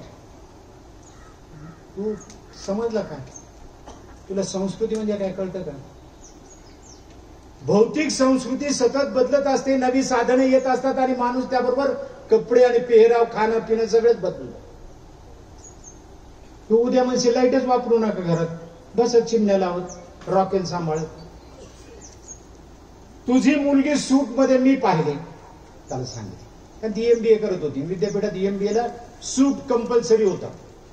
सूट मध्ये वर कोट पाहिजे, टाय पाहिजे, पॅन्ट त्याच कलरची पाहिजे, पांढरा शर्ट पाहिजे. मी म्हणलं तुझी पोरगी चालते का? सूपमध्ये गेलेली आणि दुसऱ्याच्या लेकाला नाव ठेवतो जीनच्या पॅन्ट घालायला. अरे जीनची पॅन्ट युद्धावाल्यासाठी आणि नंतर मुलींसाठी तयार झाली. किती जणांना माहिती आहे? नाही, गमती आहेत सगळे आपल्या. आपल्याला मूळ इतिहास माहित नसला की आपण असं मोकारसारखं बोलत राहतो. रस्त्यानं जाणाऱ्यांना आवडत नाही, मोकारसारखं वागणाऱ्यांना आवडत नाही. घटनेने हे सांगितलं, तुमची माझी ही जबाबदारी आहे की वैज्ञानिक दृष्टिकोन दिला पाहिजे. भारतीय राज्य घटना समिती अस्तित्वात आली 46 साली, 1946. 300 सभासद होते. आधी त्याच्यापेक्षा जास्त होते, नंतर फाळणी झाल्यावर ते 300 आला. 295-96 काही आकडा होता. त्या सगळ्यांच्या सह्या आहेत. मूळ भारतीय राज्यघटनेची कॉपी गव्हर्नमेंट प्रेसमधून मिळते विकत, तुम्हाला पाहिजे असेल ते घ्या. त्याच्यात एक गंमतही आहे. सह्या करा म्हणाले सगळ्या सदस्यांनी. झाली ना घटना मान्य, आता करा सह्या. नेहरू उठले सही केली पहिली. नेहरू सभागृहाचे नेते होते. बाबासाहेब आंबेडकर सहीला गेले आणि ते म्हणाले, अहो राजेंद्र प्रसादच्या सहीला तुम्ही जागा ठेवली नाही, तुम्ही खाली करायला पाहिजे होती. राजेंद्र प्रसाद म्हणाले, ठीक आहे त्याच्यावर करतो मी, आणि त्यांनी त्याच्यावर सही केली. ती तसंच दिसेल तुम्हाला. हे सगळं जरा नीट समजून घेतलं पाहिजे. हे नेहरूनं काही जाणीवपूर्वक केलेलं नव्हतं. पण 46 साली घटना समितीच्या बैठका झाल्या 2-3 आणि नंतर नेहरू आंबेडकरांना म्हणाले की संसदीय लोकशाही आणायची आहे, पार्लमेंटरी डेमोक्रेसी आणायची आहे, खरं आहे, पण मतदानाचा अधिकार कोणाला द्यायचा हे ठरवलं पाहिजे ना.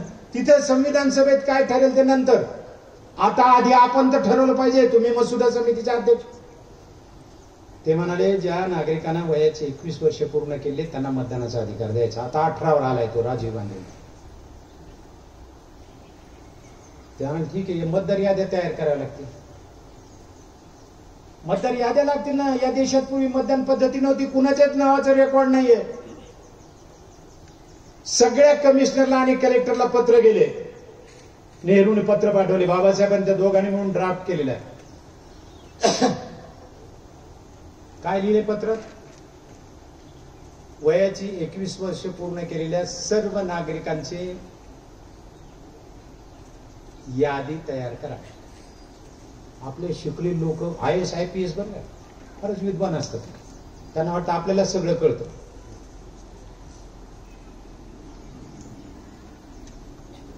मी विद्यापीठाचा कुलसचिव म्हणून, परीक्षा नियंत्रक म्हणून काम केलेलं आहे. राजकारणातलं कोणी गॉडफादर नसल्यामुळे कुलगुरू झालो नाही एवढंच.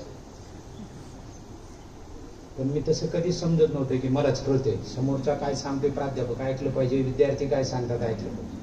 पण आपल्या IAS वाल्यांना ती सवय नसते. एका कमिशनर पत्र लिहिले नेहरूंना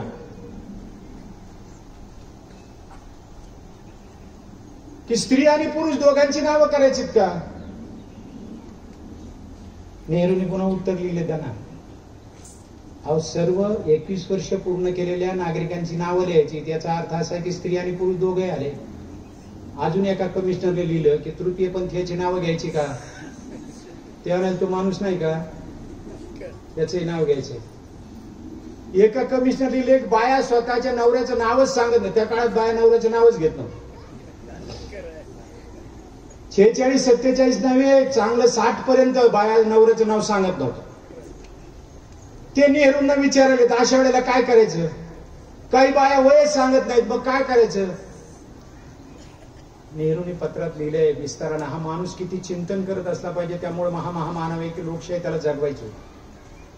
त्याने लिहिलंय पत्रात, शेजारच्या बाईला विचारा यांचं लग्न कधी झालंय, त्यांना पहिलं मूल कधी झालंय. त्याच्यावरून त्याचं वयाचा अंदाज येईल त्या बाईच्या. त्या बाईच्या नवऱ्याचं नाव शेजारची बाई तर सांगेल की नाही वयस्कर. तिला विचारा, आडनाव विचारा, आपोआपच यादी तयार होईल. आता हे नेहरूंना कळतं ना, आमच्या खेड्यात काम करणाऱ्या, जिल्ह्याच्या ठिकाणी काम करणाऱ्याला कळालं. या पद्धतीनं पहिल्या याद्या तयार झालेल्या आहेत प्रचंड मेहनत घेऊन. आणि 2 दिवस मतदान झालं. मतदान केंद्रावर काम करायला आम्ही आता लगेच आजारी पडतो. म्हणजे मी नोकरीत असताना सुद्धा अनेकदा आजारी पडलोय. शिवाजीराव, माझी तब्येत बरी नाही म्हणून सर्टिफिकेट देऊन टाकायचं.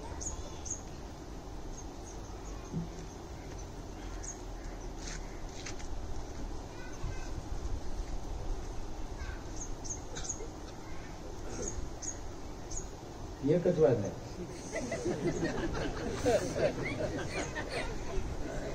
मग त्यांनी महाविद्यालयामध्ये, मोठ्या शहरात जिथे महाविद्यालय होते तिथल्या विद्यार्थ्यांना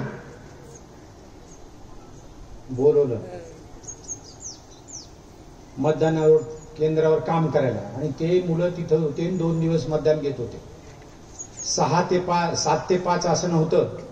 7ला सुरू झालं मतदान, दुसऱ्या दिवशी संध्याकाळी 7ला बंद होईल. रात्री सुद्धा कोणी गेला तर मतदान करता येईल. पोलीस स्टेशन मध्ये मतदान केंद्र ठेवलं, कुणी बॅलेट पेपर पळवला नाही, कुणी हल्ला केला नाही, काहीच नाही. प्रामाणिकपणे लोकांनी मतदान केलं. 51-52 साली लोक प्रामाणिकपणे मतदान करत होते.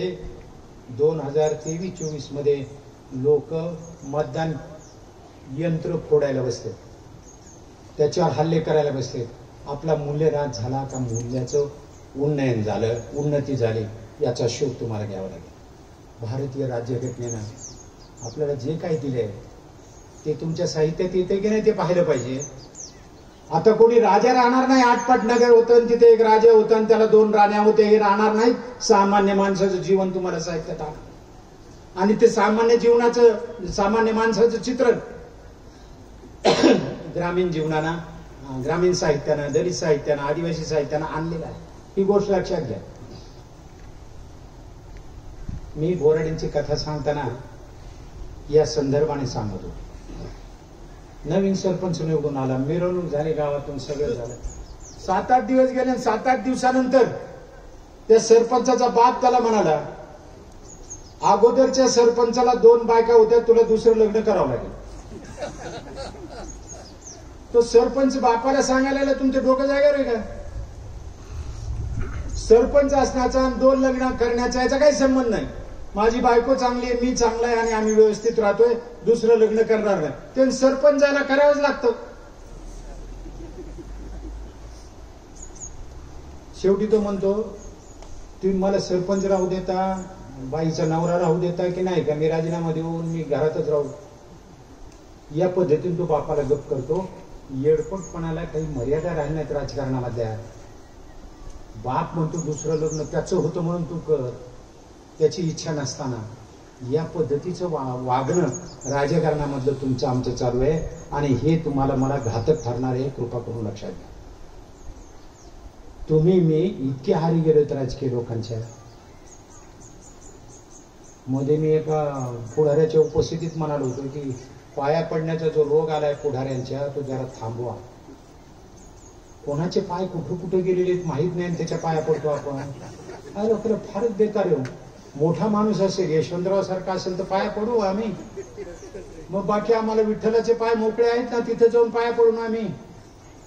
काहीच नसलं तर आईच्या पाया पडू. तुमच्या कशासाठी पाया पडायचे कुणाचे?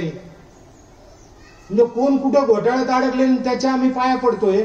आम्हाला आमचं अस्तित्व आहे की नाही काही? या देशातला नागरिक म्हणून सगळ्यात मोठा माणूस हा नागरिक असतो, पुढारी नसतो.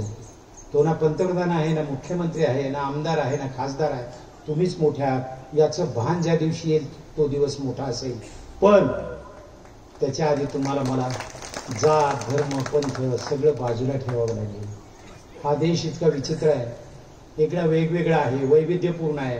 प्रास्ताविकामध्ये सांगितलं की आमच्या कडोलीच्या आजूबाजूचा निसर्ग वैविध्यपूर्ण आहे. हा देश तेवढाच वैविध्यपूर्ण आहे, एका संस्कृतीचा नाही, हे लक्षात घ्या. नागालँडमध्ये मतदानाच्या दिवशी 5-5, 6-6 बायांचे 4-5 दिवस अगोदर ग्रुप करतात आणि गावाच्या बाहेर काठ्या घेऊन उभा राहतात. कोणी पैसे घेऊन गावात आला, कोणी दारू घेऊन गावात आला तर त्याला मारायला त्या बाया उभ्या राहतात. सगळे मुख्य रस्ते अडवतात. नागालँडमध्ये आदिवासी आहेत, ते पितात, ते नाचतात, खूप धिंगाणा करतात, फार मस्त जीवन जगतात जंगलामधलं. पण निवडणुकीच्या काळात मात्र आपल्याला पवित्र हक्क मिळालेला आहे आणि त्याच्यात पैसा आणि दारू चालणार नाही, यासाठी महिला बाहेर उभ्या राहतात.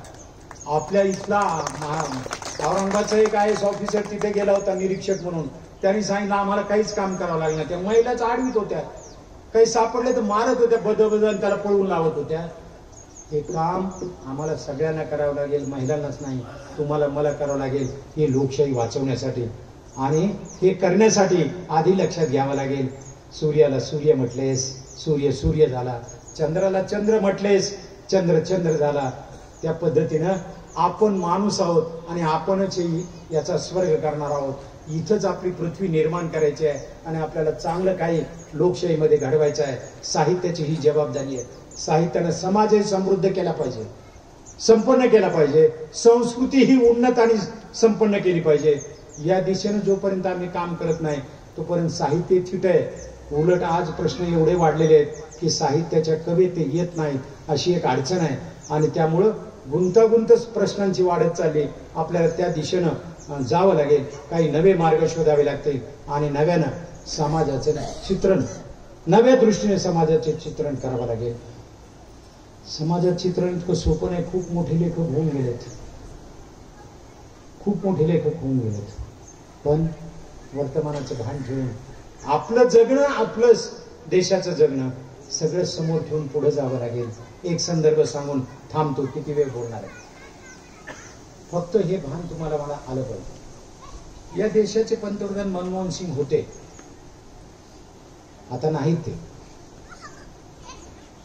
त्यांनी आम्हाला ते एवढं खुश केले, जे जे नोकऱ्या देत नाही इतके चांगले पगार केलेत. आता 8वा वेतन आयोग काय देतो पाहू. 6व्या वेतन आयोगात एकदम पगार वाढवून गेले. 7व्या वेतन आयोगात ते वाढवून गेले. आणि मनमोहन सिंगांना माहित होते की यांचे पगार वाढल्याशिवाय बाजार फुलत नाही. त्या मनमोहन सिंगांना फारच काही कळत होतो. आम्ही वेड्यात काढलं, बोलतच नाही अमुक. 10 वर्ष त्यांनी 117 पत्रकार परिषदा घेतल्या आणि बोलत नाही. ही गंमतच आहे तुमची आमची. लोक जे म्हणते त्याच्यावर विश्वास ठेवतो चालतो, वास्तव तर समजून घ्या. मनमोहन सिंगांनी पंतप्रधान असताना जेवढं लिहिलं, वाचलं किंवा मुलाखती दिल्या त्याचे पुस्तकं निघालेत ऑक्सफर्ड युनिव्हर्सिटी. त्याचे 4 खंड प्रकाशित झालेत. त्याच्यातून निघालेलं उत्पन्न त्यांना मानधन म्हणून देत होते. मनमोहन सिंगांनी सांगितलं मला मानधन नको, ते विद्यापीठालाच राहू द्या. विद्यापीठाने त्याची FD केली आणि मनमोहन सिंगाच्या नावानं स्कॉलरशिप सुरू झाली. काय गमती आहेत. मी फक्त एकच संदर्भ सांगणार आहे. अमेरिकेचं अध्यक्ष ओबामा होते, त्यावेळेला इकडे मनमोहन सिंग होते.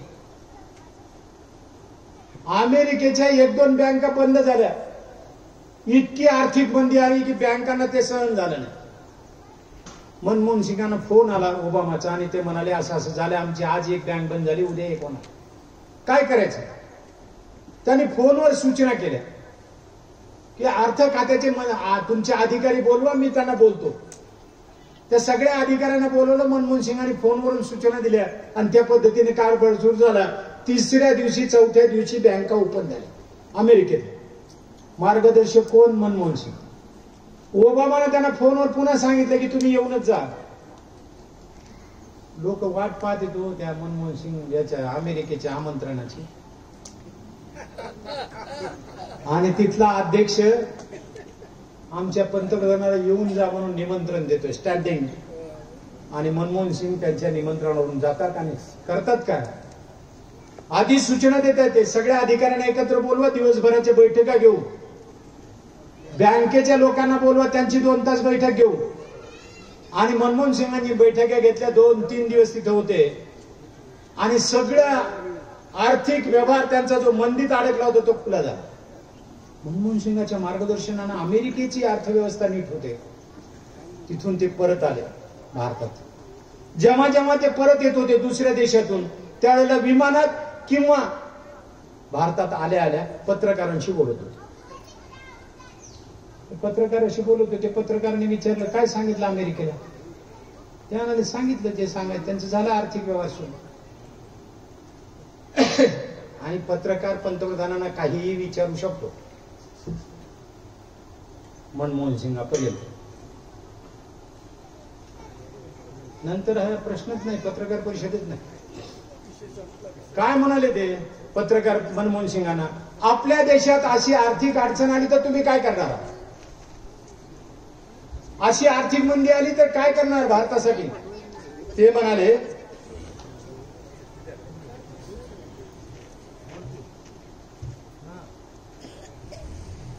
या देशाला आर्थिक मंदीची झळ कधीच पोहोचणार नाही.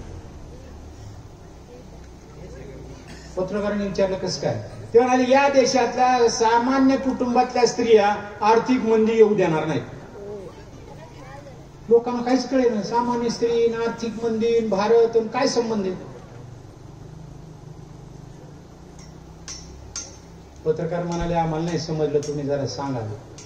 त्याने या देशातल्या गरीबातल्या गरीब कुटुंबातली बाई 2 पैसे शिल्लक राहिले तर 1 ग्रॅम सोनं घेऊन ठेवते. आणि हे सगळ्या श्रीमंतापर्यंत सगळ्या स्त्रियांचं वैशिष्ट्य आहे की ते सोनं घेऊन ठेवतात. अडचण आली की नवऱ्याला सांगतात पुन्हा घेऊ पण हे मोडून टाका, अडचणीत नका. इतक्या सहजपणे सोनं मोडायला बाया देऊन टाकतात. आमच्याकडे काही टन सोनं घरात आहे गरिबांच्या सहित सगळ्यांकडे. ते बाहेर निघेल आणि देश आर्थिक मंदीतून बाहेर निघेल. आमच्या देशातल्या स्त्रिया देशाची अर्थव्यवस्था नीट सांभाळतात.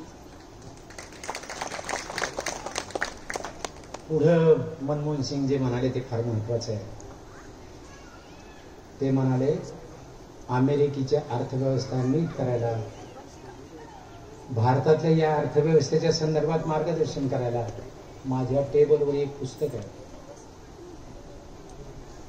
त्या पुस्तकाचं नाव आहे प्रॉब्लेम ऑफ रुपी.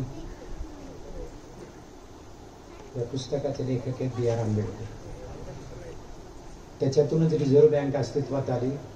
हा DSCचा प्रबंध आहे. त्याने आम्हाला मार्गदर्शन दाखवलं आहे. आम्हाला हे कळालं पाहिजे की फुले काय म्हणतात, शिवाजी महाराज काय म्हणतात, शाहू महाराज काय म्हणतात, बाबासाहेब आंबेडकर काय म्हणतात आणि आम्हाला कोणत्या दिशेनं जायला पाहिजे. सगळ्या भेदाच्या पलीकडे जाऊन ज्या दिवशी आम्ही चांगलं जगायला शिकू, भेदाच्या पलीकडचं जगायला शिकू, त्या दिवशी भारत उन्नत झालेला असेल. त्याला कोण्या आर्थिक सत्तेबरोबर आणि कोणत्या महासत्तेबरोबर स्पर्धा करायची गरज नाही. आपोआपच ते पलीकडे जाईल. फक्त आमच्यामधल्या जातीभेदाला, धर्मभेदाला, लिंगभेदाला, सगळ्याच प्रकारच्या भेदाला गाडून टाकलं पाहिजे आणि माणूस म्हणून जगलं पाहिजे. माणूसी जात म्हणून जन्माला आली पाहिजे. एवढीच विनंती या निमित्ताने करतो. मी आपला जास्त वेळ घेतला, 2दा त्यांनी चिठ्ठी दिली, त्यामुळं थांबणं भाग आहे. तुम्ही मला इथं संमेलनाचं अध्यक्ष केलं, एवढ्या मोठ्या उपस्थितीमध्ये लोकांसमोर बोलण्याची संधी दिली, याबद्दलची कृतज्ञता व्यक्त करतो आणि थांबतो. धन्यवाद सर. त्याचबरोबर दुसऱ्या सत्राला सुरुवात करण्यापूर्वी जो म्हणजे काव्यतरंग कवी संमेलनाचा कार्यक्रम होईल, त्यापूर्वी सांगाती महिला पतसंस्थेच्या दयानंद सदा आणि मनोहर तळे यांनी कृपया व्यासपीठावर राहायचं आहे. त्यांचं मी विनंती करतोय संमेलन अध्यक्षांना की त्यांनाही त्यांचा सत्कार करावायचा आहे. सांगाती महिला पतसंस्थेचे दयानंद सदा यांनी कृपया पुढे यावं व्यासपीठावर. त्याचबरोबर सांगाती पतसंस्था चंदगडचे सतीश सावंत यांनी कृपया व्यासपीठावर पुढे यावं. मी संमेलन अध्यक्षांना विनंती करतोय. या काही संस्था आहेत ज्या आमच्या खूप मोठ्या आम्हाला पाठबळ देतात.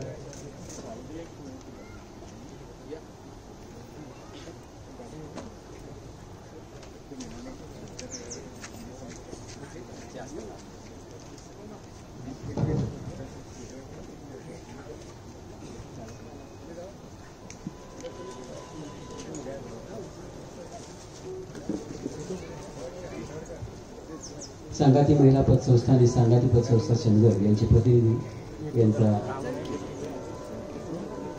स्वागत व सत्कार कडोली मराठी साहित्य संमेलनामध्ये संमेलनाध्यक्ष डॉक्टर प्रल्हाद मुलेकर यांच्या हस्ते संपन्न आहे. त्याच्यानंतर